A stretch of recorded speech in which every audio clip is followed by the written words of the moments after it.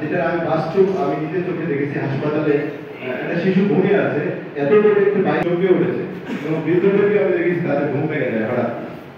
এবং এটা অনেক সময় কিছু কিছু কিশোররা বলবো, কিশোররা এই কাজগুলো করে। প্রতিনিধি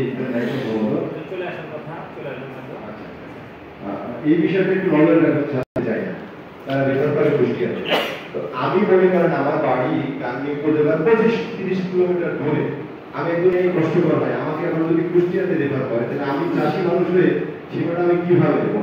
আমার যাতায়াত সাধারণ মানুষের জন্য কষ্টকর হয়। আর এই আরেকটা পয়েন্ট স্যার, সেটা হচ্ছে হাসপাতালের খাবারের মানটা